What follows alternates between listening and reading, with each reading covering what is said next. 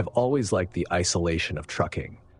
Some folks can't handle the endless stretches of road and empty landscape, but for me, it's peaceful. It's just you, your rig, and the road. You don't have to deal with anyone, and you can get lost in your thoughts. Or at least, that's how it normally is. I had been driving somewhere in the middle of Nevada on a deserted highway with no real sign of life in any direction. It was one of those stretches of road where you could go hours without seeing another vehicle, let alone a town. It was close to midnight when I started noticing something was off with my rig. The engine made a faint, sputtering noise, barely noticeable at first, but enough to catch my attention. I looked down at the dashboard. Nothing seemed wrong. No warning lights, no signs of trouble, but the noise persisted.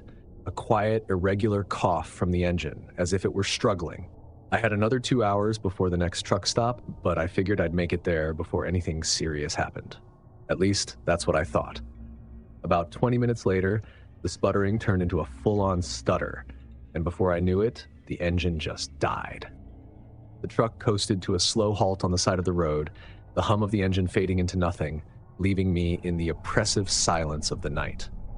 I sat there for a moment, gripping the steering wheel. I'd maintained my truck religiously, and it hadn't given me any issues before. I turned the key, hoping it was just a fluke, but the engine wouldn't turn over.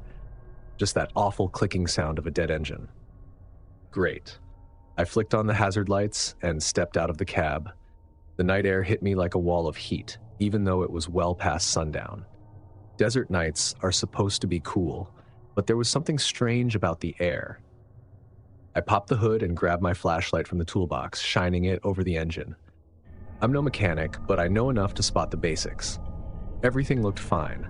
No obvious leaks, no signs of damage, but something wasn't right. It didn't matter how many times I tried to start the truck, it wasn't going anywhere. I grabbed the CB. Breaker 19, anyone out there? I'm stuck on the side of the highway, rig's dead. Anyone nearby? My voice echoed through the cab, but the response was only static. I tried again, a little louder this time, my unease growing. Come on, someone's got to be out there. I could use some help. Nothing. No crackle of a distant voice, no sign of another driver. Just static. I stood there for a minute, the quiet pressing in on me. My phone didn't have a signal, and the nearest town was too far to walk to. I was stuck in the middle of nowhere with no one to call and no way to fix the truck. I felt an eerie tingle climb the back of my neck. That feeling you get when you know something's wrong, but you can't quite put your finger on it. I was about to get back into the cab when I saw a pair of headlights in the distance, faint but growing closer. Relief flooded through me. Maybe it was another trucker, someone who could help or at least give me a ride to the next stop. As the vehicle got closer, I could see it was an old, beat-up pickup truck.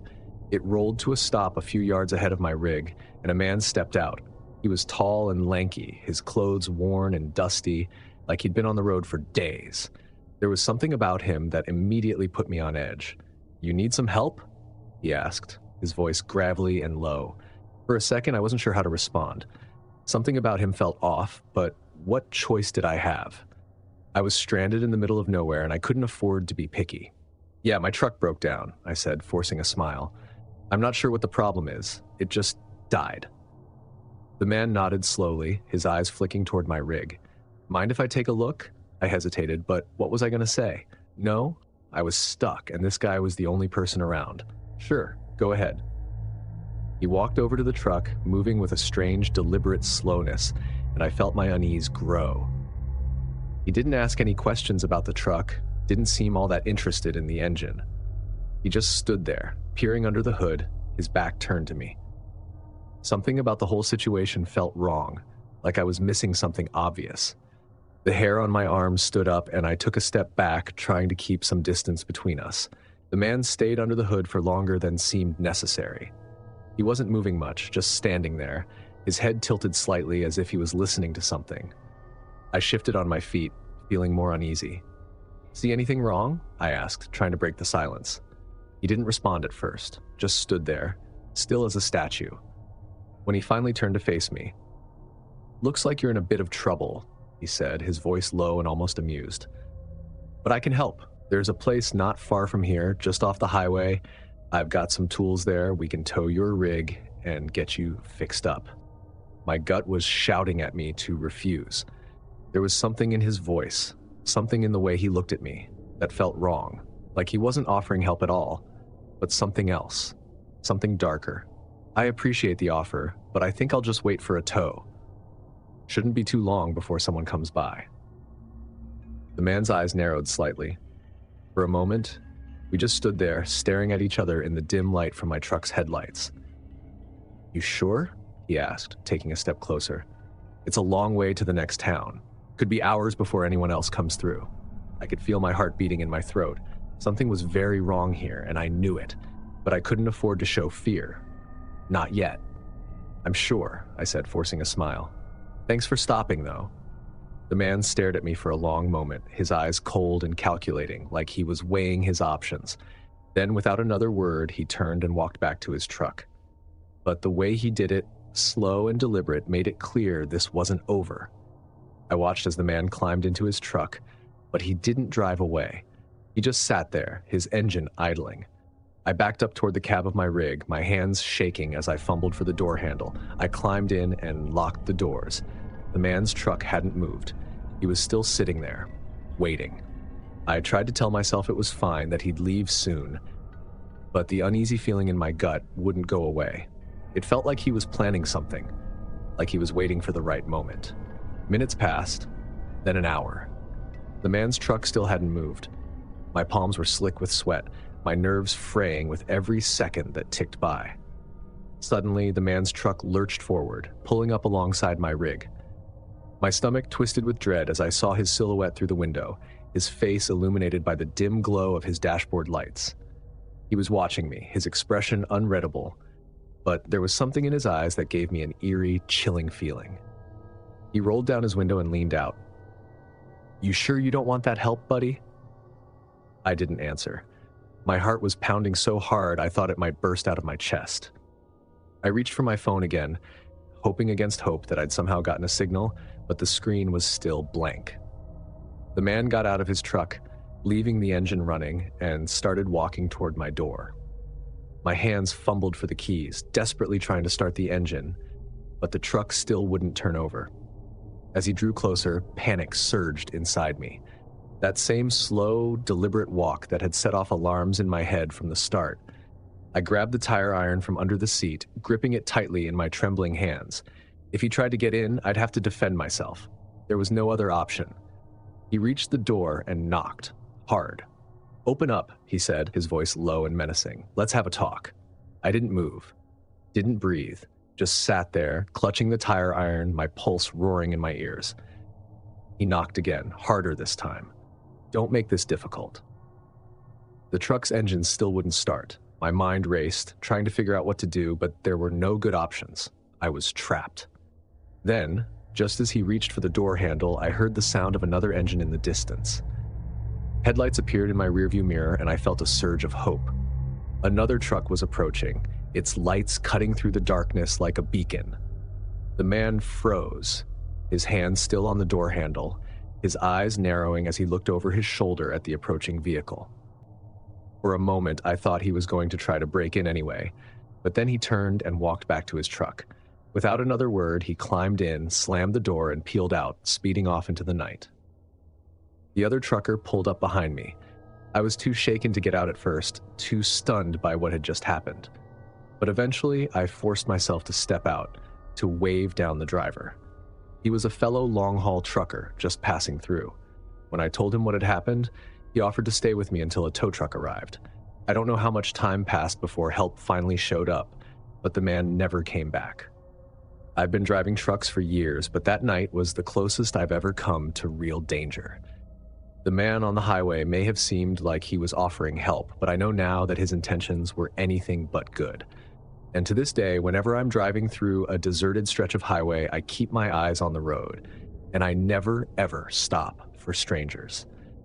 Sometimes the people who offer help are the ones you need to fear the most.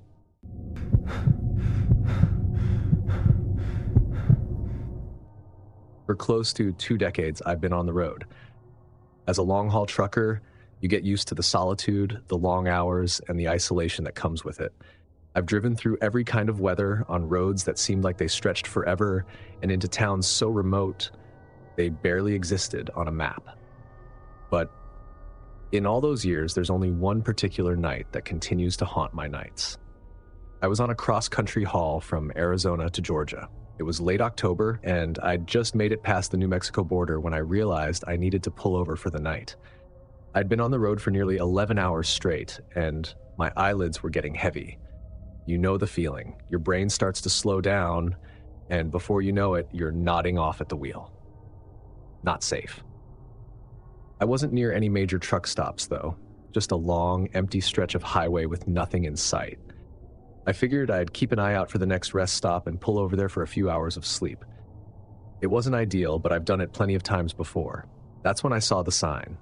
Rest stop, 2 miles. Perfect timing. I slowed down as I approached the exit and pulled off the highway. As I rolled into the rest stop, I could already tell something was off. The place was practically abandoned. There were only 2 other trucks in the lot, both of them parked at the far end, their cabs dark, no signs of life inside. The rest stop itself wasn't much to look at, just a few parking spaces, a couple of picnic tables, and an old, beat-up restroom building. There were no lights except for a single flickering street lamp near the entrance, casting eerie shadows across the cracked pavement. I parked my rig near the middle of the lot, not too close to the other trucks, but not too far either. Something about the isolation didn't sit right with me, but I figured I was just being paranoid. I cut the engine and sat there for a minute, letting the silence of the desert settle around me. It was unnervingly quiet. No wind, no crickets, no distant hum of traffic. Just dead, suffocating silence. I grabbed my thermos and took a long swig of coffee, hoping it would shake off the uneasy feeling creeping up my spine. But it didn't. After a few minutes, I decided to stretch my legs and use the restroom before settling in for some sleep. I grabbed my flashlight from the glove compartment and stepped out of the cab. The night air was cold and the ground crunched under my boots as I walked toward the restroom building. The restroom was in worse shape than I expected. The door hung slightly off its hinges and the walls were covered in graffiti. I pushed open the door and stepped inside. The smell hit me first, musty, damp, like the place hadn't been cleaned in ages. I flicked on the light switch, but nothing happened. I pointed my flashlight at the cracked tiles and peeling paint, trying to find the least disgusting stall to use.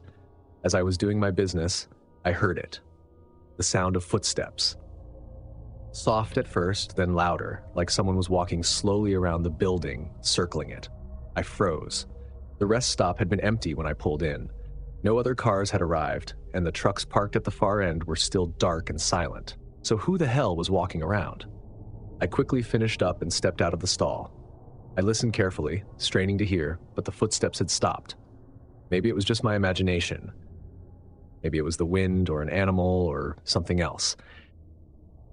I opened the door, shining my flashlight around the lot. Nothing. Just the same eerie silence and the dim glow of the street lamp flickering in the distance. I took a deep breath, trying to calm my nerves, and made my way back to my truck. I was halfway back to my rig when I saw him, a man standing by one of the picnic tables. I could barely see him in the dark. He was with his hands stuffed into the pockets of a heavy jacket, his face hidden by the hood pulled over his head.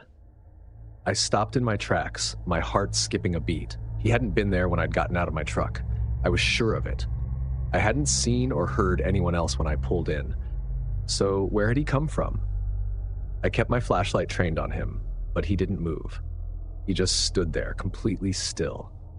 I couldn't make out his face, but something about his posture, the way he stood there like he was waiting for something, made my skin crawl. I forced myself to keep walking, not wanting to show any sign of fear. As I got closer to my truck, I looked over my shoulder. The man hadn't moved. He was still standing there, watching me. I climbed into the cab, locking the doors behind me, and sat there for a moment. My hands were shaking. I told myself it was nothing. Just some guy passing through. Another trucker maybe. But why hadn't I seen him pull in? And why was he just standing there? I peeked out of the window, but the man was gone. I tried to relax, telling myself that everything was fine, that I was just tired. I lay down on the bed at the back of the cabin, figuring I'd try to get some sleep, But the unease I felt earlier had only grown worse. I couldn't stop thinking about the man by the picnic table, the way he'd been standing there watching me in the shadows. I turned off the interior light and lay in the darkness of the cab, listening to the silence outside. I couldn't escape the nagging feeling that I was being watched. Every time I closed my eyes, I pictured the man's silhouette standing motionless in the dark. I don't know how long I lay there, but it must have been close to an hour. I was starting to drift off when I heard it again. Footsteps, this time right outside my truck. I shot up. I grabbed my flashlight and shined it through the window, but there was no one there. Just the empty parking lot, the flickering street lamp, and the endless blackness of the desert. The footsteps continued, circling the truck now. Slow, deliberate, my stomach twisted with fear. This wasn't my imagination. Someone, or something, was out there. I listened as the footsteps stopped right outside my door. I held my breath, waiting for something to happen. But the next sound I heard wasn't footsteps, it was a knock. Soft at first, almost polite, like someone tapping gently on the door. I didn't move. I couldn't. Then the knock came again, louder this time, more insistent. I leaned forward, trying to peer through the window without making it obvious, but I couldn't see anyone, just the edge of the truck, bathed in the dim light of the street lamp. Then, from the other side of the cab, I heard it again. Another knock. Like someone, or more than one person, was tapping on both sides of the truck at once. I grabbed my phone, hands trembling as I dialed 911, but there was no signal. I cursed under my breath, knowing how remote the area was. Of course, there was no service out here. The knocks continued, more aggressive. Whoever was out there wasn't just messing with me, they wanted in. I debated getting out, trying to scare them off, but something told me that was a bad idea. There was more than one person out there. I could feel it, and they were waiting for me to make a move. I don't know what made me do it, but I reached over and slammed my fist against the horn, the loud blare echoing through the empty rest stop. For a moment, the knocking stopped. I waited, my breath caught in my throat, listening for any sign of movement. Then I heard it, a car engine. Headlights illuminating the darkness as another vehicle pulled into the lot, its bright beams sweeping across the pavement and illuminating the shadows that had been lurking outside my truck. 3 figures stood there, scattered around my rig. They were all wearing dark clothes, their faces hidden by hoods. When the car's lights hit them, they froze, then quickly scattered, disappearing into the darkness of the desert. I didn't waste any time. I turned the key, started the engine, and peeled out of that rest stop as fast as I could. My heart was racing, my hands shaking as I gripped the wheel. I didn't look back. I didn't want to. I drove straight through the night, not stopping until I hit a well-lit truck stop a few hours later. Even then, I didn't feel safe. I couldn't stop thinking about the figures knocking on my doors. I told a few other truckers what had happened, and one of them told me he'd heard rumors about that rest stop. Apparently, it wasn't the first time something like that had happened there. People had gone missing, trucks found abandoned, but there was never any proof. Just stories. I never stop at rest stops that remote anymore. You never know who or what might be waiting for you in the dark. And the worst part? I still hear those knocks sometimes.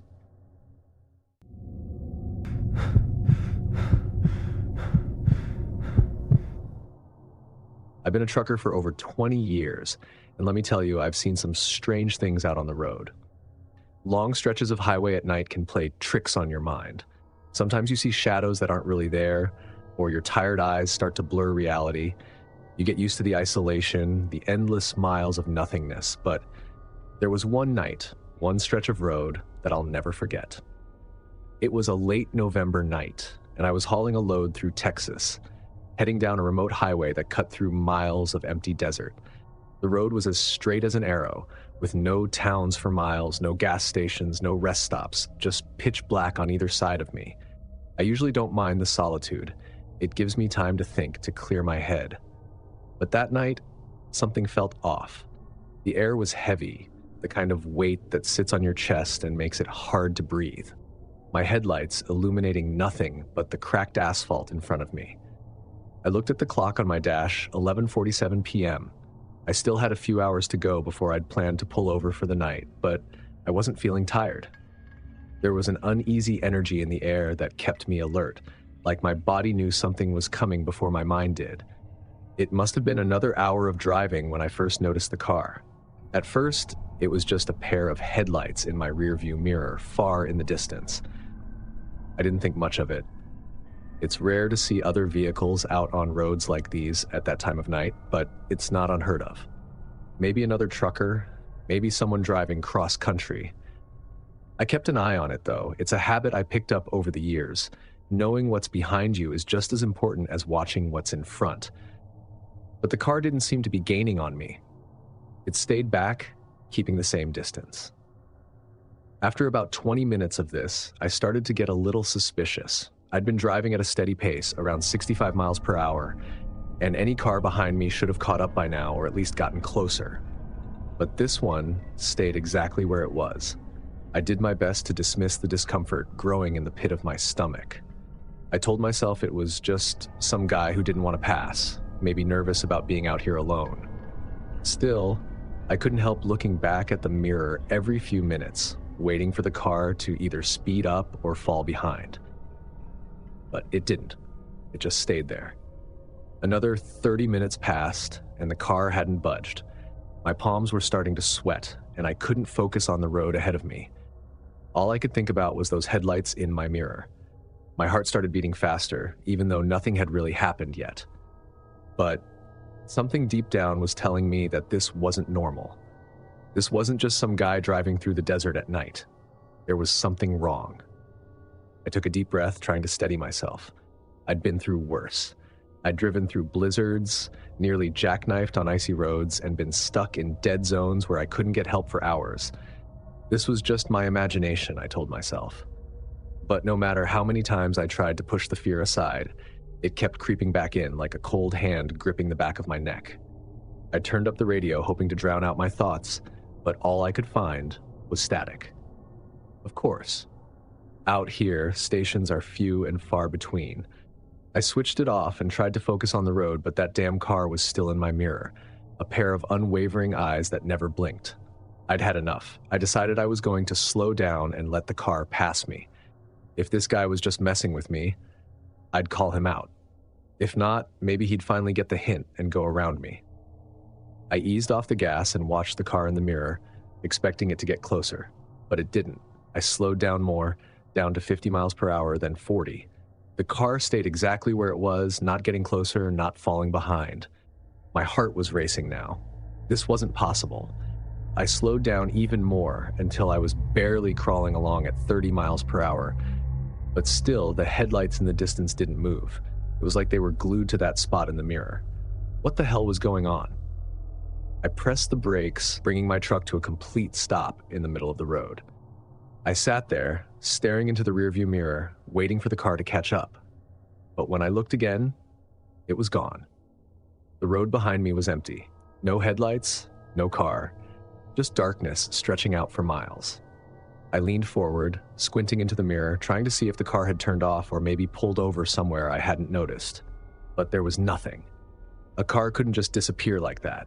Not out here on this dead straight road with no turnoffs, no exits, no place to go. I must have missed something. I had to. I threw the truck into gear and started moving again, faster this time. My hands were slick with sweat and I could barely keep my grip on the wheel. My mind raced with explanations. Maybe the guy had turned off his lights, or maybe I just imagined the whole thing. But no matter how hard I tried to rationalize it, I had a nagging feeling that something was very wrong. I'd been driving for about 15 minutes when the headlights reappeared in my mirror. My stomach dropped. The car was back, same distance, same exact spot in my rear view. It was like nothing had happened, like it had never disappeared at all. My hands trembled on the wheel, and I could feel the panic rising in my chest. I didn't know what to do. I couldn't just stop again, not with whatever was happening behind me, and speeding up didn't seem to make a difference either. I tried to stay calm, tried to focus on the road ahead, but every few seconds, my eyes flicked back to the mirror, watching those headlights like they were some kind of predator stalking me. I thought about pulling over at the next gas station, but there wasn't one for another 40 miles, and something told me stopping wouldn't help. That's when the car started moving. I blinked, not sure if I was seeing things right, but no, it was getting closer now, slowly at first, but then picking up speed. My heart slammed against my ribs as I watched it approach. It wasn't swerving, wasn't flashing its lights, just coming straight for me, steady and fast. I floored it, speeding down the highway at 70, 80 miles per hour, but no matter how fast I went, the car kept gaining on me. It was like something out of a nightmare. The headlights filled my rear view, so bright I had to squint to see the road in front of me. Then the car was right on me, so close I could almost see the shape of it in my mirrors. I couldn't breathe. I couldn't think. I just knew I had to get away. But just as quickly as it had appeared, the car veered off into the darkness, disappearing from my mirror. I didn't stop until I hit the next gas station. A small, decaying place, the sort that looks like it's been untouched since the 70s. But I didn't care. I pulled into the lot, jumped out of my truck, and ran inside, my legs shaking so badly I could barely stand. The attendant looked at me like I was crazy, but I didn't care. I just needed to be around people, to feel like I wasn't alone anymore. After a few minutes of pacing, I told the attendant what had happened. He just shrugged and gave me a knowing look. "You're not the first trucker to see something strange on that road," he said. "Happens more than you'd think. Some folks say there's a haunted car that follows drivers out there, but it never actually does anything. Just scares the hell out of you." I didn't know what to say. Haunted? That couldn't be it. But then again, I couldn't explain what had happened either. I stayed at that gas station for an hour, long enough for my heart to stop racing and my hands to steady. I didn't want to get back on the road, but I didn't have a choice. Eventually, I forced myself to climb back into my truck and keep driving. I haven't taken that route since. I avoid it like the plague, because no matter how much I try to tell myself it was just my imagination, there's a part of me that knows whatever was out there that night, it wasn't normal. And I'm not sticking around to find out what happens if it catches you.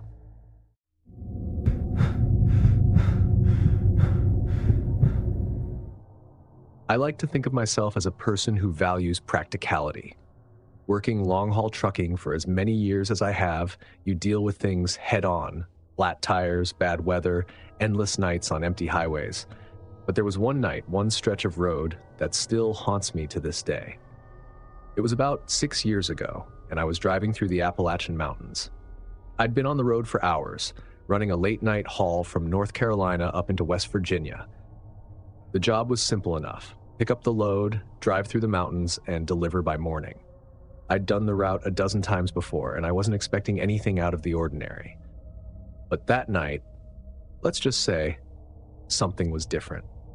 The weather had taken a turn for the worse earlier in the evening. A thick fog rolled in, the kind that clings to the ground and makes it feel like you're driving through a dream or a nightmare. My headlights cut through the mist, but barely. Visibility was terrible. I could only see a few feet ahead of me, the winding road disappearing into the fog like it was leading me somewhere I wasn't supposed to go. Still, I pressed on. I had a delivery window to make, and I wasn't about to let a little fog slow me down. I tried to focus on the road, but something about the silence felt oppressive. It wasn't just the lack of sound, it was the way the fog seemed to swallow everything around me, leaving me completely isolated. It must have been around 2 a.m. when I first heard it, a whisper, so soft it nearly blended with the sound of my truck's engine. At first, I figured it was just my mind messing with me. Long hours on the road can mess with your head, make you hear and see things that aren't really there. But the whisper didn't go away. I turned my head slightly, listening, trying to make out the sound. It was soft, like someone was murmuring right behind me. I looked into the back of the cab, but of course there was no one. I shook my head, telling myself I was just tired, that I needed a break. But deep down, I knew that wasn't it. It wasn't just in my head. It was like it was inside the truck with me, lingering just behind my ears, slipping through the cracks of my sanity. I turned up the heat, hoping the warmth would wake me up a bit. The fog outside was thick as ever, and I couldn't afford to let my mind wander. But the whisper didn't stop. It grew louder, more insistent. I couldn't make out the words, but the tone, it was cold, almost angry. My skin prickled with unease. I tried to focus on the road, to push the sound out of my mind. but it was like trying to ignore a persistent itch. It was there, nagging at the back of my brain, making it impossible to think about anything else. About an hour later, things started to get worse. I was rounding a sharp curve when I caught movement in my rearview mirror, just a flicker of something, a shadow, disappearing into the fog behind me. I nearly slammed on the brakes, my heart jumping into my throat. For a moment, I thought it was an animal or another vehicle, but when I looked again, there was nothing there. Just the road stretching behind me, empty and swallowed by the mist. I took a deep breath, trying to calm my nerves. "You're seeing things," I told myself. "You're tired and the fog's playing tricks on your eyes." But that explanation didn't sit right with me. The shadow had been too distinct, too human. And it wasn't just that I'd seen something. It was the feeling that came with it. That prickling sensation on the back of my neck, like someone was watching me. I checked the rearview mirror again, my eyes scanning the empty road behind me. Nothing. Just fog and darkness. I gripped the wheel tighter and tried to shake off the feeling, but it wouldn't go away. By the time 4 a.m. rolled around, I was a mess of nerves. The whispering hadn't stopped, and the shadows in my mirror had become more frequent. Every time I looked back, I saw something, just for a split second, a figure standing in the fog, watching me. But when I blinked, it was gone. I was starting to think I was losing my mind. Maybe the isolation was getting to me. Maybe the fog, the late hour, and the stress of the job were pushing me to the edge. But then, something happened that I couldn't explain away. I was driving down a long stretch of road, the fog so thick I could barely see past the hood of my truck. The whispering had grown louder, almost frantic, but I still couldn't make out the words. I kept looking in the rearview mirror, half expecting to see another shadow, when I saw it. A face. I slammed on the brakes, my truck screeching to a stop in the middle of the road. My chest tightened, my heart hammering while I stared at the mirror, struggling to catch my breath. There, in the back seat of my cab, was a face, pale, expressionless, and cold. It stared at me through the reflection, its eyes dark and hollow. Terror gripped me, freezing me in place. I whipped around, dreading, to see someone sitting behind me. But the back seat was empty. I sat there for a moment, my heart thudding in my ears, trying to process what I had just seen. There was no way someone could have gotten in the truck without me noticing. No way they could just disappear like that. I forced myself to breathe, my hands shaking as I gripped the wheel. I didn't want to look in the mirror again. I didn't want to see that face. But I had to know. Slowly, I looked up at the rear view. Nothing. Just the back seat, empty as ever. But that didn't make me feel any better. I could still feel it, whatever it was, lingering in the cab with me, watching, waiting. I needed to get out of there. I needed to keep driving, to put as many miles between me and this cursed road as possible. I started the truck again, my hands trembling as I gripped the wheel. I kept my eyes on the road ahead, refusing to look in the mirror no matter how much I wanted to. The fog was still thick, but I didn't care. I just needed to get away from whatever had found me in the mountains. Then, the radio crackled to life. At first, I thought it was just static, but as I listened closer, I realized it wasn't. There was a voice in the static, distorted and faint, like someone was trying to speak to me from miles away, and they were saying my name. Marie. I froze. The voice was low, guttural, like it was coming from deep within the earth. I reached out to turn off the radio, but before I could, the voice spoke again. Marie, don't look back. I yanked my hand away from the dial. I felt like I was going to be sick. The voice was still there, repeating the same phrase over and over again, each time growing louder, more desperate. Don't look back. I didn't want to. I knew that if I looked in the mirror again, I'd see something I couldn't unsee, but the voice, it was compelling me, pulling me toward the rear view, daring me to defy its warning.